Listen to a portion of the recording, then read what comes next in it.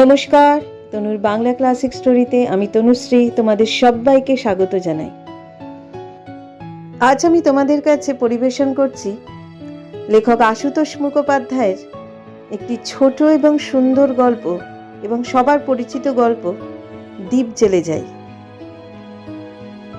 গল্পটা শোনার অনুরোধ রইল। যদি ভালো লাগে লাইক করে দিও এবং তোমাদের পরিচিত ও পরিজনদের সাথে অবশ্যই শেয়ার করো। তাহলে আজকে আমার নিবেদন লেখক আশুতোষ মুখোপাধ্যায়ের দ্বীপ জেলে যাই।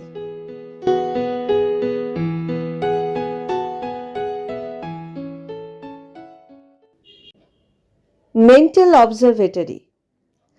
ছবির মতো ঝকঝক করছে বাড়িটা। সামনে পিছনে বাগান, দুদিকের রাস্তাগুলো যেন কালো বার্নিশ করা। ভিতরে 40 রোগী বলা ঠিক হবে না, রোগিণীও আছে 14-15 জন। আলাদা আলাদা ঘর। মুক্তি বিকৃতির কারণ সকলের এক নয়, চিকিৎসা ব্যবস্থাও বিভিন্ন। অদূরের নার্স কোয়ার্টার্স, বাঙালি আর ফিরিঙ্গি মেয়ের জগা খিচুড়ি।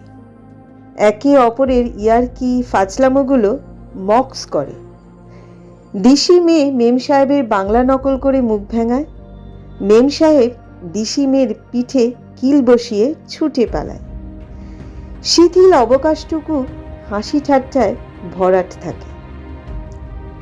তবু এরই মধ্যে একজনকে যেন সমীহ করে চলে ওরা, বাইরে নয় মনে মনে। ঈর্ষা বলা যেত, কিন্তু সে কথা ভাবতে নিজেরাই লজ্জা পাবে। রেখা মিত্র, সিস্টার ইনচার্জ। কর্তামো করে এ অপবাদ তার শত্রুও দেবে না। আগে বুড়ি ইনচার্জ যা ছিল, বাবা নাকের জলে চোখের জলে এক করে ছাড়ত। এ বরং ভালো, দরকার হলে উল্টে তোড়পে আসা যায়। তাছাড়া ছিল তো ওদেরই একজন, এখন না হয় মাথার উপর উঠে বসেছে। চ্যারিটি মিশনের মেয়ে না হলে এতদিনে বাড়ি গাড়িওয়ালা ঘরে বরে ভরে যেত কোন কালে, এ সকলেই উপলব্ধি করতে পারে। সারা দেহে রূপ আর স্বাস্থ্য যেন একসঙ্গে মাথা ঘুরছে, কিন্তু এ নিয়েও কটাক্ষ করে না কেউ, কারণ নিজেই সে নিজেকে আগলে রাখতে ব্যস্ত। প্রাচুর্যের আভাসটুকু অবশ্য ঢেকে রাখা সম্ভব নয়। হাসপাতালের বড় কর্তা মনস্তাত্ত্বিক কর্নেল পাকরাসি। নামের মতো মানুষটিও গুরু গম্ভীর। কাছে এলেই বুকের ভেতরটা গুড়গুড় করে ওঠে। নার্স অ্যাসিস্ট্যান্ট সকলেরই। তারই দুটো উদ্ভট এক্সপেরিমেন্ট সফল করেছে রেখা মিত্র, নির্দেশ মতো। নিখুঁত অভিনয় করেছে, এতটুকু ভুল হয়নি, এতটুকু ত্রুটি ঘটেনি। 1 বছরের মধ্যে পরপর 2 মৃত্যু পথযাত্রী বিকৃত মস্তিষ্ক মানুষ সুস্থ নিরাময় হয়ে ঘরে ফিরে গেল। কর্নেল পাকরাসি লিপিবদ্ধ করছেন তার গবেষণার ইতিবৃত্ত। হয়তো রেখা মিত্ররও নাম থাকবে তাতে, কিন্তু ইতিমধ্যে 3য় রোগীর আবির্ভাব ঘটল। একই রোগ, একই কারণে মস্তিষ্ক বিকৃতি। কর্নেলের আগ্রহ বাড়ে। রেখা মিত্রর ডাক পড়ে 3য় বারও। প্রথম সফলতার পরে সহকর্মিনীদের মনে হয়েছে মেয়েটা যেন বদলেছে একটু। 2য়বারের পরিবর্তন আরো সুস্পষ্ট। কথা বলা কমিয়েছে, অকারণ হাসিটুকুও। চলনে বলনে কেমন যেন একটু বিচ্ছিন্নতা।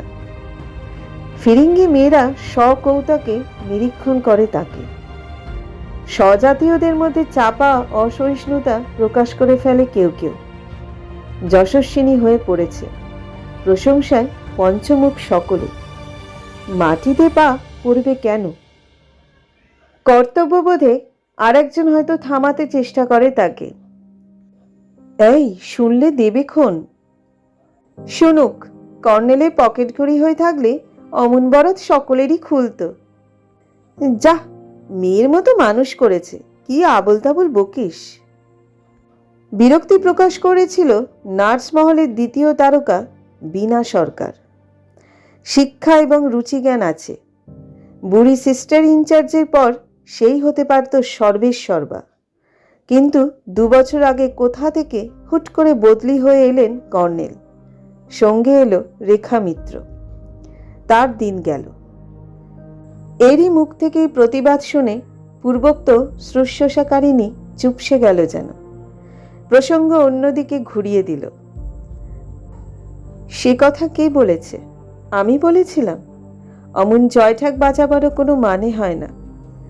আসলে পুরুষগুলি সব ভেড়া মার্কা। রূপসীর মুখে 2টো নকল ভালোবাসার কথা শুনেই গলে জল হয়ে গেল। পাগল না হাতি? কিন্তু এও যে রাগের কথা সকলেই উপলব্ধি করতে পারে। দ্বিতীয় রোগীটির ভার কর্নেল প্রথমে বীণা সরকারকেই দিয়েছিলেন। রেখা মিত্রর মতোই সুনাম অর্জনের আশায় প্রাণপণ চেষ্টা করেছে কর্নেলের নির্দেশানুসারে মেনে চলতে। অভিনয় এতটুকু ফাঁক বা ফাঁকি ছিল না তারও, তবু পারল না। তাকে সরিয়ে কর্নেল রেখাকে নিয়ে এলেন আবার। এখনো ভেবে পায় না সেই মুমূর্ষ উন্মাদকেও সে কি করে 6 মাসের মধ্যে একটু একটু করে সম্পূর্ণ নীরব করে তুলল। দুর্নিবার কৌতূহলে ঠাট্টার ছলেই সে রেখাকে জিজ্ঞাসা করেছিল, কি করে কি করলি রে? নিজের ঘরের চৌকাঠের কাছে চুপচাপ দাঁড়িয়েছিল রেখা মিত্র। প্রশ্ন শুনে তার চোখে চোখ রেখে নীরবে চেয়েছিল কিছুক্ষণ। পরে তেমনি হালকা জবাবই দিয়েছে। গলা জড়িয়ে ধরে বললাম, ভালোবাসি প্রিয়তম, আগের সব কথা ভুলো। বীণা হেসে ফেলেছিল। ভুলল? শব্দ করে হেসে উঠেছিল রেখা মিত্র। ভুললই তো। বীণার মনে হয়েছে ইচ্ছে করেই সে তার প্রশ্ন এড়িয়ে গেল। যশের জালি ভবিষ্যতেও আর কাউকে ভাগ করে দিতে রাজি নয় বোধ হয়। ভুরু কুঁচকে বলল, তা এমন অভিনয় করিস যদি, থিয়েটার বায়োস্কোপে ঢুকে পড়গে জানা, হাসপাতালে পচে মরছিস কেন? পারি। হলিউড থেকে ডাক পাঠিয়েছে, কিন্তু আমি গেলে তোর ছোট ডাক্তার হার্ট ফেল করবে, সেই জন্যই তো যেতে পারছি না। হাসতে হাসতে মুখের ওপরই দরজা বন্ধ করে দিয়েছিল। বীণা সরকার স্তব্ধ। ছোট ডাক্তার নিখিল গুহ। রেখা মিত্র না এলে এতদিনে সত্যি একটা মধুর সম্পর্ক গড়ে উঠতে পারত। সে জ্বালা আছেই, কিন্তু তবু রাখতে পারিনি। কারণ আজ পর্যন্ত ছোট ডাক্তার এই মেয়েটির কাছ থেকে শুধু নীরস অবহেলা ছাড়া আর কিছু পায়নি। কর্নেলের হাতের মেয়ে না হলে এতদিনে এখানে আর চাকরি করতে হতো না ওকে। কিন্তু পুরনো কথা থাক, 3 নম্বর রোগী এসেছে। তৃতীয়বার ডাক পড়েছে রেখা মিত্রর। নার্স কোয়ার্টারে আবহাওয়া চঞ্চল। কর্নেলের তলব শুনলে পড়িমড়ি করে ছুটে যাওয়াই রীতি, কিন্তু ওর ঘরের দরজা বন্ধ এখনো। করছে কি? ঘুমোচ্ছে না সাজছে? কিন্তু রেখা মিত্র কিছুই করছে না। শিথিল আলস্যে স্রেফ শুয়ে আছে কড়িকাঠের দিকে চেয়ে। বুকের ওপরের বইখানা দেখলেও সহকর্মিনীরা হাঁ করে ফেলতো হয়তো। বিবেকানন্দের কর্মযোগ তুলে নিল, উল্টে পাল্টে দেখল একবার, হঠাৎ ছুঁড়ে ফেলে দিল দূরে। ঘরের কোণে আলনার নিচে গিয়ে আশ্রয় নিল সেটা। উঠে বসলো পা ঝুলিয়ে। পরনের বেশবাসের দিকে তাকালো একবার। চলে যাবে। ঠোঁটের কোণে হাসির আভাস। চোখের সামনে ভাসছে 2টি মুখ, সমরেশ চক্রবর্তী আর মাধব সোম। সুপুরুষ দুজনে, কিন্তু পাগল হলে কি বিভৎসই না হয় মানুষ। প্রাণের জন্য চিরকাল কৃতজ্ঞ থাকবে বলে গেছে। রেখা মিত্র নিজের মনেই হেসে উঠল। তা থাকবে হয়তো, আয়নার সামনে এসে দাঁড়ালো। একটু প্রসাধন দরকার। বুড়ো কর্নেল খুঁটিয়ে খুঁটিয়ে দেখবে আবার। চোখ নয় তো, যেন দুখানা এক্সরে কাঁচ। কিন্তু আয়নার দিকে চেয়ে চেয়ে আত্মবিস্মিত তন্ময়তা নেমে এলো কেমন। চেয়েই আছে, দেখছে, কিন্তু কে দেখছে তাকে? কে রেখা মিত্র? ওই শুভশ্রী নারী মূর্তি? কি আছে ওতে? রক্ত, মাংস, নীল নীল কতগুলো শিরা উপশিরা। গা ঘিন ঘিন করে উঠল। তারপর শুকনো কঠিন কুৎসিত কঙ্কাল একটা শিউরে উঠল আবারও। তাহলে কে দেখছে? আর বাকি থাকলো কি? দরজার গায়ে শব্দ হলো ঠকঠক করে। বিষম চমকে উঠল সে। আবার বেয়ারা পাঠিয়েছে নিশ্চয়। দরজা না খুলেই জবাব দিল, বলো গিয়ে এক্ষুনি যাচ্ছি। চটপট অ্যাপ্রন পরে নিয়ে হুডটা মাথায় চড়ালো। জুতো বদলাতে গিয়ে আলনা নিচে কর্মযোগে দুর্দশা দেখে জিভ কাটল 3 আঙুল। তুলে নিয়ে ঝেড়ে ঝুড়ে একবার কপালে চুইয়ে ড্রয়ারে রেখে দিল বইখানা।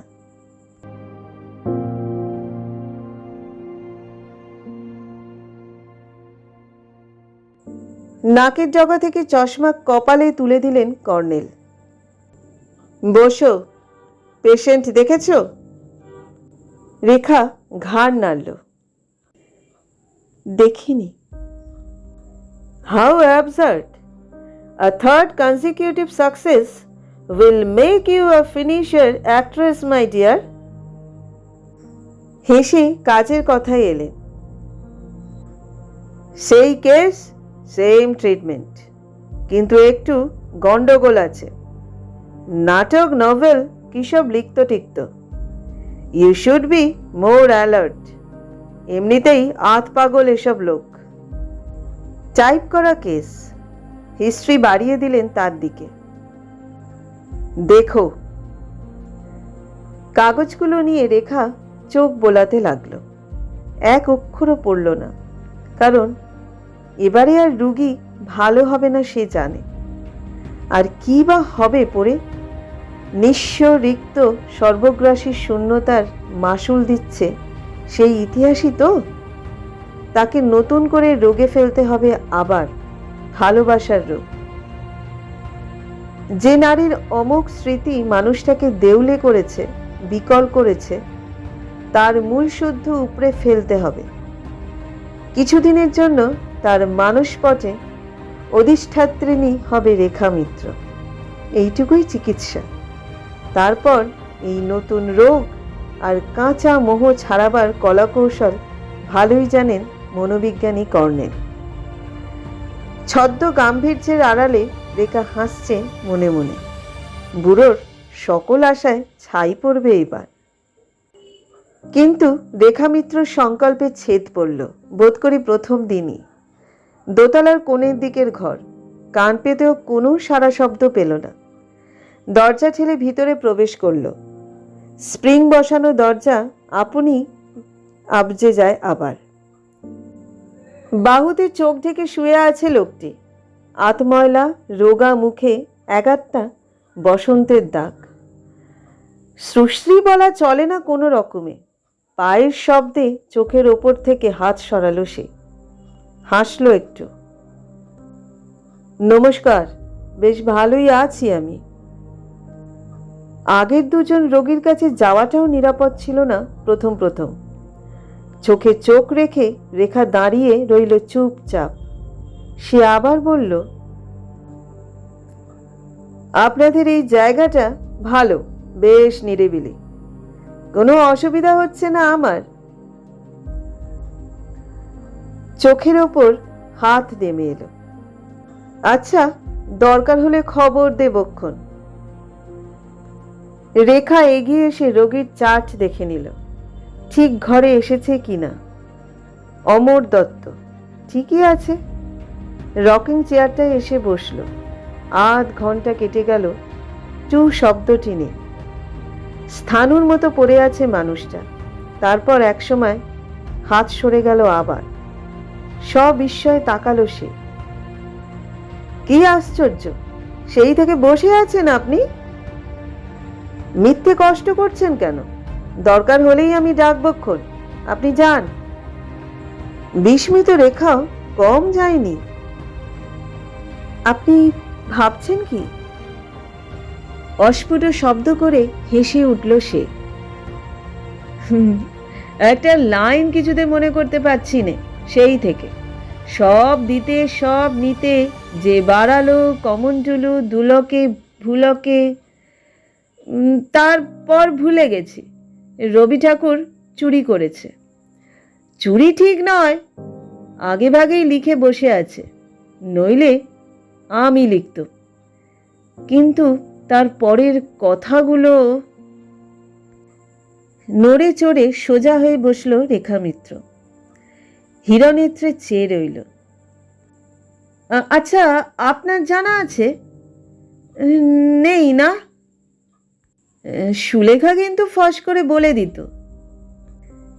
নামটা বলার সঙ্গে সঙ্গে যেন ইলেকট্রিক শক খেয়ে চমকে উঠল নিজেই। বিহ্বল বিমূঢ়, মাত্র কয়েক মুহূর্ত।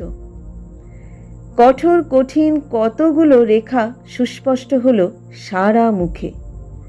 চোখের দৃষ্টি গেল বদলে, দুই চোখে আগুনের হলকা, ঝুঁকে এলো সামনের দিকে।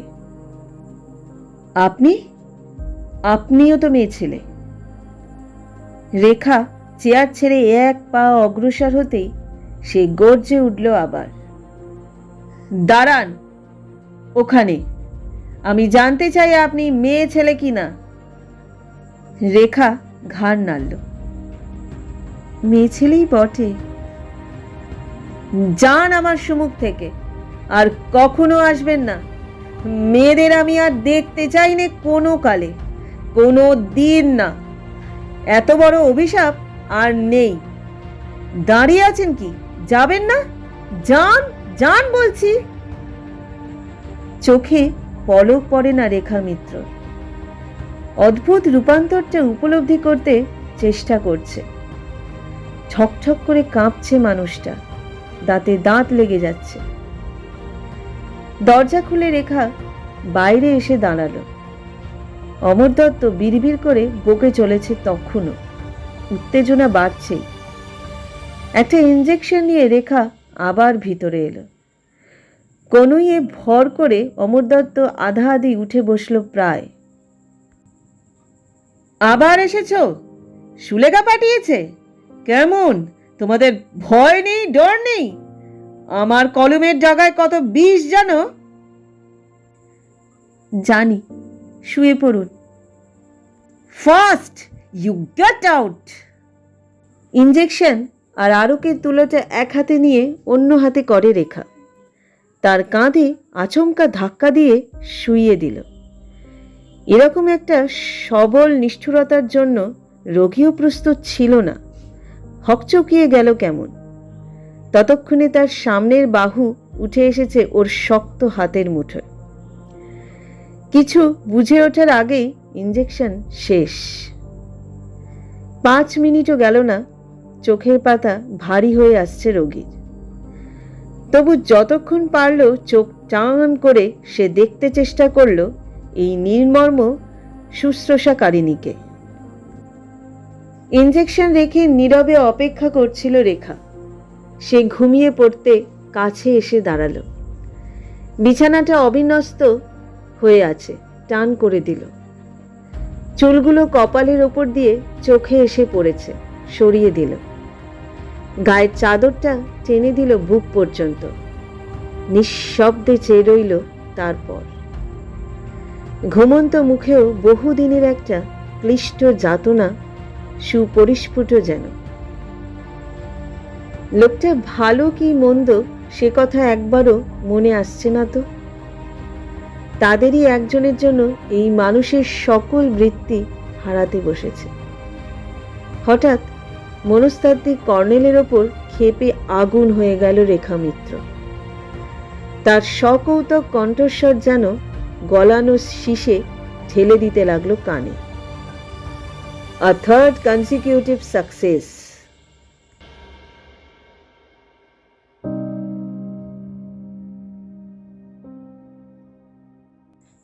এরপরে 2-3 মাসের চিকিৎসা পর্বে নতুন করে বর্ণনার কিছু নেই। এক নারীর স্মৃতি মনে এলেই অমর দত্ত চিৎকার চেঁচামেচি করে ওঠে তেমনি। নিঃস্ব হিমশীতল জীবনের হাওয়াখারে জ্বলে পুড়ে খাক হয়ে যায়। রেখা কখনো ঘর ছেড়ে চলে যায় তার কথা মতো, কখনো বা উল্টে ধমকে ওঠে সুষ্ঠু অভিনেত্রীর মতো, কখনো বা প্রণয়িনীর আকুলতায় কাছে এসে গায়ে মাথায় হাত বুলিয়ে দেয়।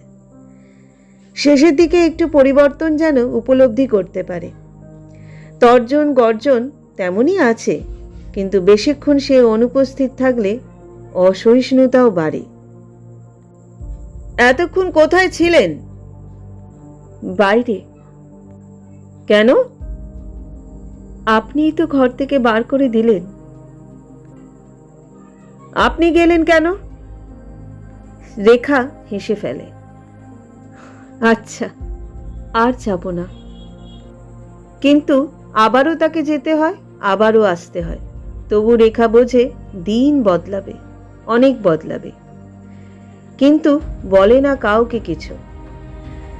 কর্নেলের নীরব প্রশ্ন এড়িয়ে যায় সহকর্মিনীদের কৌতূহল জানবার, বিশেষ করে বিনা সরকার ছাড়বার পাত্রী নয়। নতুন নাগরটি কেমন? ভালো। তবু নমুনাটা শুনিই না একটু। মরকটের মতো। আঁচড়ে কামড়ে দেয় বুঝি? দেয়নি, দিতে পারে। বিনা সরকার হেসে ওঠে। কিছুতে পোষ মানছে না বল। হেসে টিপ্পনি কাটে রেখা মিত্র।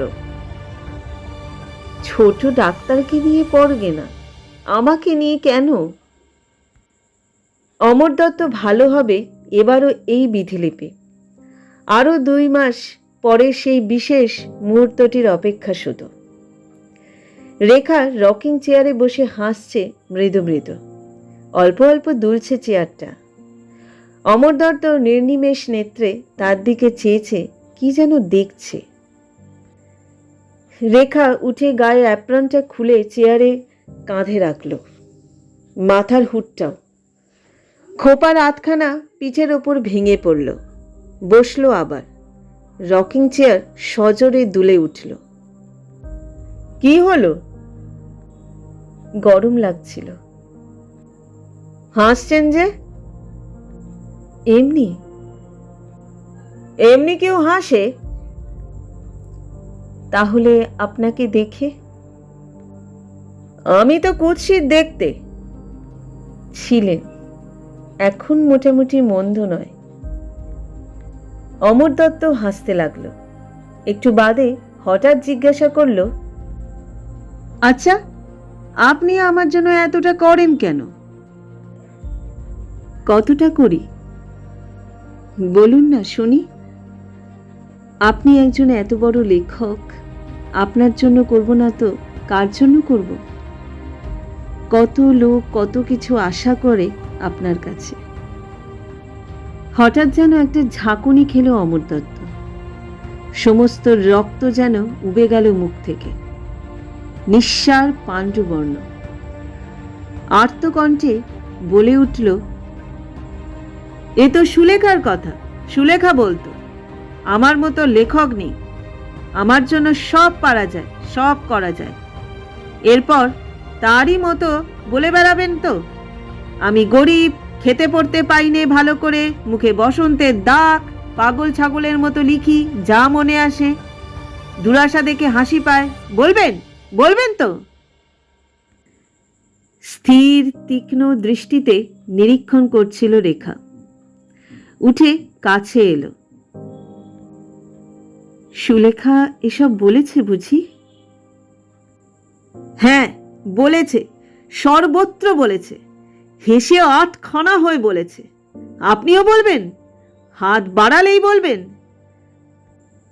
আবার সে কাঁপতে শুরু করেছে, মুখে দুঃসহ যাতনার চিহ্ন। কণ্ঠস্বর কান্নার মতো শোনায় এবার। আমি তো কোনো অপরাধ করিনি, বুকের ভেতরটা জ্বলে পুড়ে যেতে দেখলে আপনাদের এত আনন্দ হয় কেন? ভয়াবহ নিঃসঙ্গতায় হাড় পাঁজর শুধু যখন ভেঙে দুমড়ে একাকার হয়ে যায়, সে যাতনা বোঝেন? আকণ্ঠ পিপাসায় যখন... আর কথা বেরোলো না। বাহুতে মুখ ঢেকে ফেলল সে। রেখা আস্তে আস্তে হাতখানি সরিয়ে দিল আবার। এক পা মাটিতে রেখে শয্যায় ঠেস দিয়ে বসেছে। শুভ্র নিটোল দুই হাতে মুখখানা ঘুরিয়ে দিল নিজের দিকে, ঝুঁকে এলো আরো কাছে।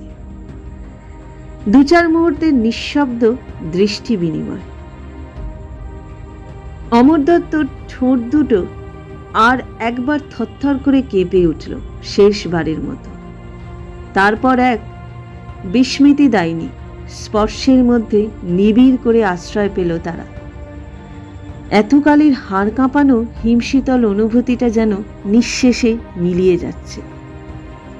উষ্ণ, নরম, তন্দ্রার মতো, ঘুমের মতো।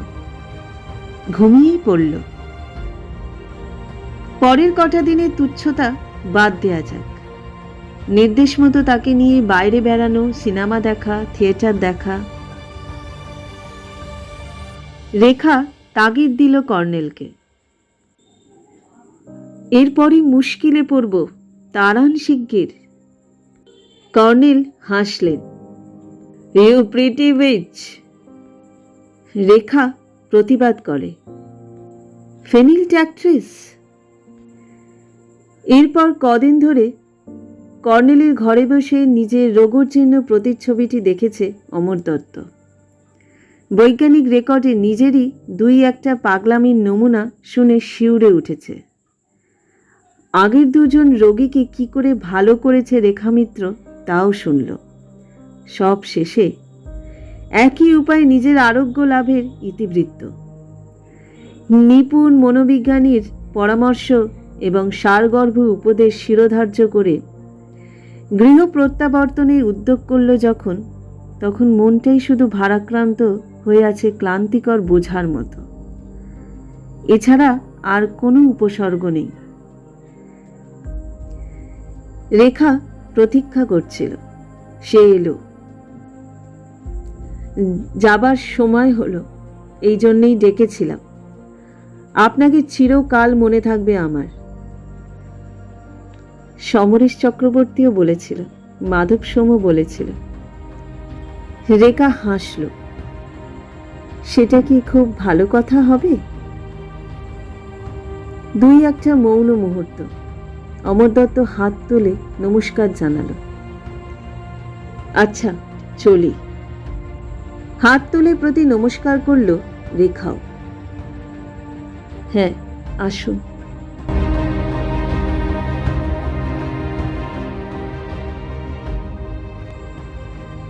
অমর দত্তর কাহিনী শেষ হয়েছে, কিন্তু এই কাহিনী অমর দত্তর নয়, রেখা মিত্রর। অনেক অনেক দেরিতে জেনেছে বিনা সরকার রেখা মিত্রর রোগী ভালো করবার রহস্যটুকু কি। অনেক অনেক দেরিতে জেনেছেন মনোবিজ্ঞানী কর্নেল পাকরাশি। কোনো নির্দেশই তার মেনে চলেনি রেখা মিত্র। অনেক অনেক দেরিতে জেনেছে বাকি সকলে রেখা মিত্র রোগী ভালো করেছে, ফাঁকি দিয়ে নয়, ভালোবাসার অভিনয় করে নয়, সত্যিকারের ভালোবেসে। পর পর 3 জনকেই। হাসপাতালে রোগীর সংখ্যা আরেকজন বেড়েছে। রোগী নয়, রোগিনী। সে রেখা মিত্র।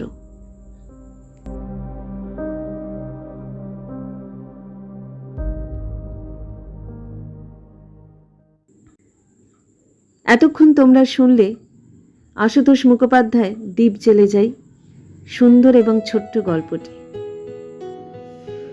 গল্পটা তোমাদের কেমন লাগলো অবশ্যই কিন্তু জানিও। আমার গল্পগুলি যদি তোমাদের ভালো লাগে, যারা এখনো পর্যন্ত সাবস্ক্রাইব করোনি, যদি যোগ্য মনে হয় তাহলে সাবস্ক্রাইব করে দিও এবং পাশে থাকা বেল আইকনটি ক্লিক করে দিও, যাতে নতুন গল্পের সমস্ত নোটিফিকেশন সবার আগে তোমাদের কাছে পৌঁছয়। আজকের মতো বিদায় নিচ্ছি, আবার আসবো নতুন আরেকটা গল্প নিয়ে। সবাই ভালো থেকো, সুস্থ থেকো এবং সাবধানে থেকো।